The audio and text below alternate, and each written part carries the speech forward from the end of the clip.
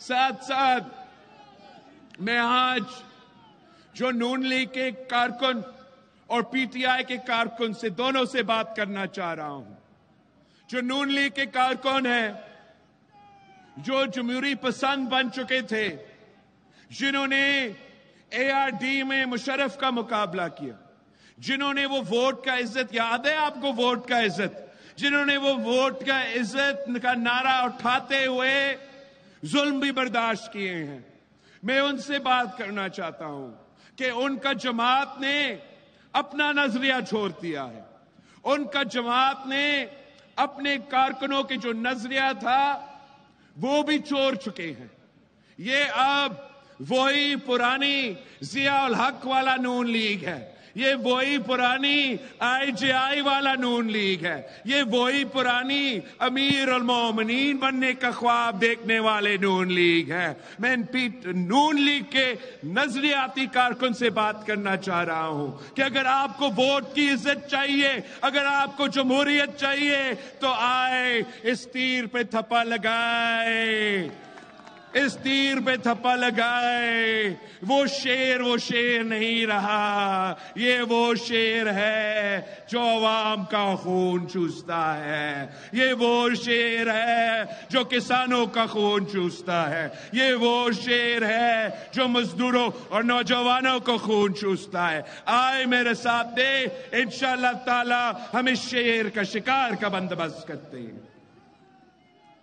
मैं पीटीआई के कारकुन से बात करना चाह रहा हूं कि आपने अगर इसकी चौथी बार का ख्वाहिश को रोकना है, अगर आपने मियां साहब को इस मुल्क का वजीर आजम को से बनने से रोकना है, तो आपके पास एक ही ऑप्शन है। आप जज्बाती हो के अपना वोट जाया कर सकते हो, वो भी आपका हक है, मगर अगर आप किसी इंडिपेंडेंट पे या किसी और पे वोट डालेंगे तो इसका मतलब आप समझे कि आप शेर पे ही मोहर लगा रहे हो, आप शेर को जितवा रहे हो।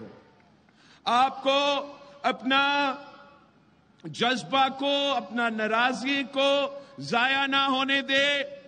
इस इलेक्शन में 2-3 हफ्ते की बात है, इस इलेक्शन में आपने एक स्ट्रैटेजी के तहत आप अपना वोट का हक इस्तेमाल करें।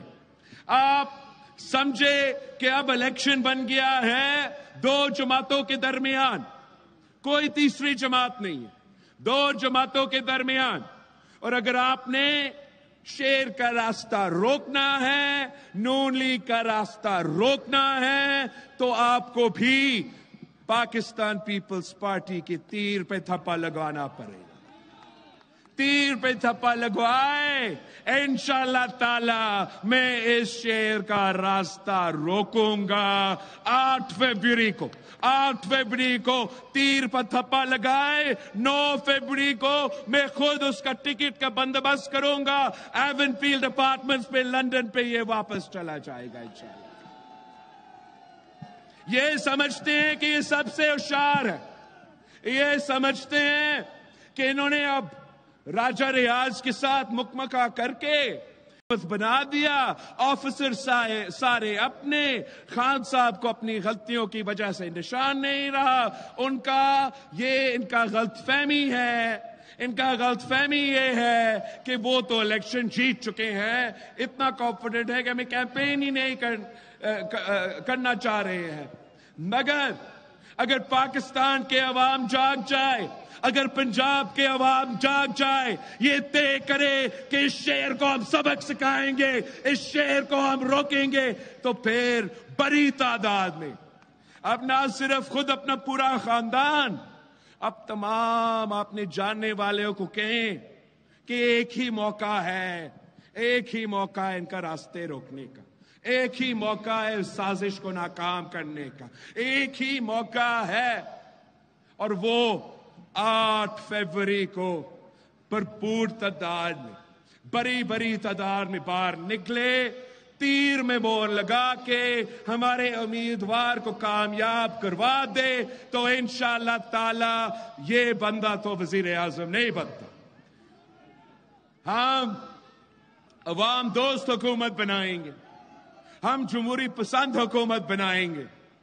میری والدہ جب وزیر اعظم تھی تو اس ملک میں ایک سیاسی قیدی نہیں تھا, جبکہ بی بی شہید کا والد کو تخت دار پہ لٹکایا گیا. وہ چاہتی تو وہ کہتی کہ وہ تمام سیاستدان جو میرے والد کے خلاف تھے ان کو بھی تخت دار پر لٹکا دے, مگر شہید بی بی نے اس ملک کے عوام کی خدمت کی. صدر زرداری جب صدر بنے تو بی بی شہید ہوئی تھی. جن لوگوں نے صدر زرداری کو 12 سال جیل میں ڈالا تھا, جن لوگوں نے صدر زرداری کا زبان کاٹا تھا, گلا کاٹا تھا, جن لوگوں نے میرے کارکنوں کو شہید کیے, تشدد کیے, وہ کہہ سکتا تھا کہ اب میں ملک کی تاریخ میں سب سے طاقتور صدر ہوں, میں ان سب کے ساتھ وہی کروں گا جو میرے ساتھ ہوا تھا. مگر صدر زرداری نے پاکستان کھپے کا نعرہ لگایا اور اس ملک کے عوام کی, اس ملک کی خدمت کی انتقام نہیں لیا. انشاءاللہ تعالی آپ پاکستان پیپلز پارٹی کو جتوائیں گے تو میرا پہلا ہدایت ہی یہی ہوگا کہ تمام سیاسی کارکن جو سیاسی قیدی بن چکے ہیں ان کو رہا کرو. اور دوسرا, میرے لیے یہ حرام ہوگا کہ میں اپنے دور الحکومت میں اپنے مخالف کے سیاسی کارکن کو گرفتار کروں. میرے لیے یہ حرام ہوگا کہ میں اپنے مخالف کے بہنوں کو, اپنے مخالف کے بیٹیوں کو پکڑ کے جیل میں ڈالوں. انشاءاللہ تعالی میں اس ملک اور قوم کو ایک کر کے سب کو آپس میں ملا کے جو ہمارے سنجیدہ مسائل ہیں, معاشی بحران کا مسائل کا مقابلہ کروں گا, غربت, بے روزگاری اور مہنگائی کا مقابلہ کروں گا. دہشت گردی ایک بار پھر اپنا سر اٹھا رہا ہے, لا اینڈ آرڈر کا مسئلہ ہے, اس کا مقابلہ کروں گا. خارجہ سطح پہ پاکستان کا عزت بحال کروں گا. جس طریقے سے قائد عوام شہید ذوالفقار علی بھٹو نے یہاں کے عوام کو باہر نوکریاں دلوائے تھے, جس طریقے سے انہوں نے پوری دنیا میں پاکستان کے نوجوانوں کو نوکریاں دلوائے تھے, انشاءاللہ تعالی میں اگر آپ کا وزیر اعظم بنتا ہوں تو ایک بار پھر پاکستان کے نوجوان جاپان سے لے کے امریکہ تک نوکریاں کریں گے. ہمارا پاکستان کا اتنا مقام ہے, ہمارے نوجوان اتنا محنت کرتے ہیں, اتنا صلاحیت رکھتے ہیں کہ ہم اگر ان کے لیے نیت کے ساتھ کام کریں. میں نے 16 مہینہ آپ کا بحیثیت وزیر خارجہ کام کیا تھا اور میں نے دیکھا ہے, میں نے پورا دنیا دیکھا ہے کہ کس طریقے سے اگر ہم سنجیدگی کے ساتھ کام کریں تو دنیا بھی آپ کے ساتھ سنجیدگی کے ساتھ کام کرنے کے لیے تیار ہے. مسئلہ صرف اتنا کہ جو باقی سیاسی جماعتیں ہیں وہ تو سیاست کو ذاتی دشمنی میں تبدیل چکے, وہ اب آپ کی خدمت کرنے کے بجائے آپس میں اتنے لڑے ہوئے ہیں کہ ان میں سے جو بھی حکومت میں آئے آپ کی خدمت کرنے کے بجائے وہ یہی لڑائی جاری رہے گا. تو ہمارا پاکستان کے عوام سے, پاکستان کے اور پنجاب کے عوام سے یہ اپیل ہے کہ 8 فروری کو آپ کے پاس ایک ہی آپشن رہا ہے جس سے آپ تمام سازشیں کو ناکام کروا سکتے ہو, اور وہ آپشن یہ شہید محترمہ بینظیر بھٹو کی تیر ہے, یہ قائد عوام شہید ذوالفقار علی بھٹو کی تیر ہے. یہ اس ملک کے غریب عوام, اس ملک کے کسان, اس ملک کے نوجوان, اس ملک کے مزدور, اس ملک کے محنت کش, اس ملک کے سفید پوش طبقہ, اس ملک کے اقلیتوں کی تیر ہے.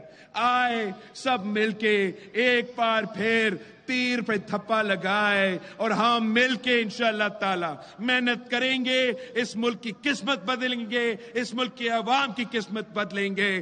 نعرے بھٹو.